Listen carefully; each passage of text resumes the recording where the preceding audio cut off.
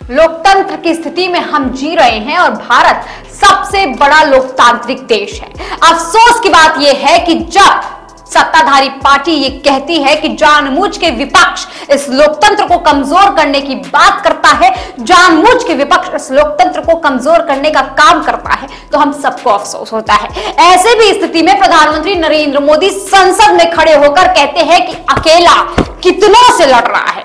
देश देख रहा है, देश देख रहा है, एक अकेला कितनों को भारी पड़ रहा है, एक अकेला कितनों को भारी पड़ रहा है।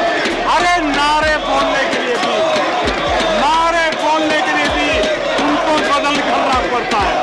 जो भी ये बोलता है घंटे भर से आवाज की जवाब दे रहा है। आदरणीय सभापति जी, एक कन्विक्शन के कारण चला हूं, देश के लिए जीता हूं, देश के लिए कुछ करने के लिए निकला हुआ हूं।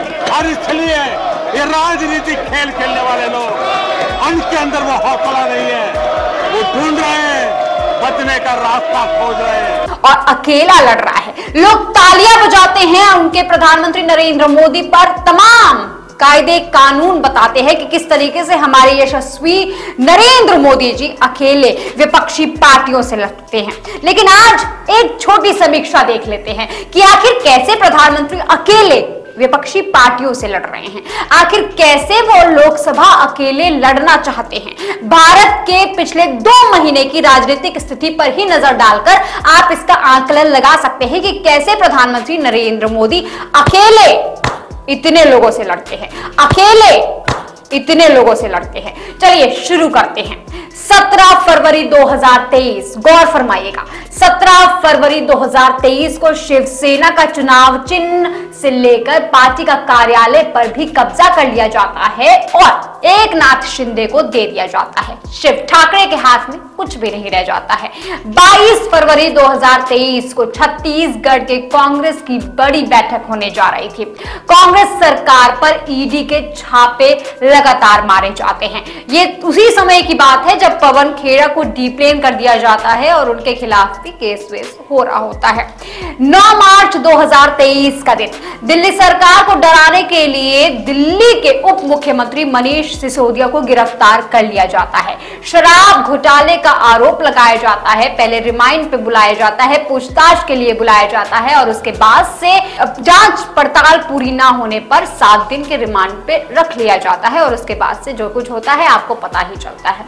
7 मार्च 2023 का दिन, बिहार के पूर्व मुख्यमंत्री रहे लालू के घर भी सीबीआई भेज दी जाती है।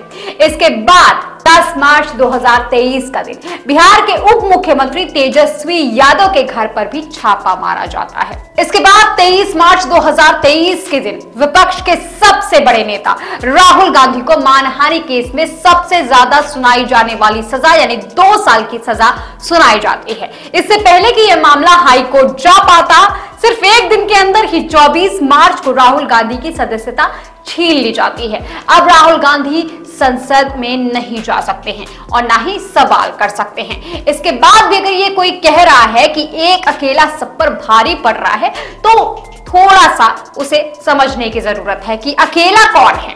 उसके साथ तो ईडी है, सीबीआई है और भी तमाम तरीके की इनकम टैक्स डिपार्टमेंट है और भी तमाम तरीके की सरकारी एजेंसियां हैं।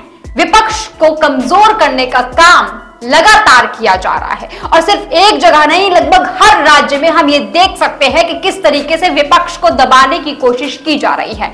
चाहे वो तेजस्वी यादव हो, चाहे वो लालू यादव हो, चाहे मुख्यमंत्री अरविंद केजरीवाल हो, किस तरीके से उप मुख्यमंत्री को उनके सारे डिपार्टमेंट को छोड़ना पड़ता है, जेल में जाकर रहना पड़ता है। इससे बड़ा अगर कोई एग्जाम्पल, उदाहरण मांगता है कि विपक्ष कमजोर हो रहा है, तो शायद मेरे ख्याल से उसके लिए एग्जाम्पल्स नहीं है।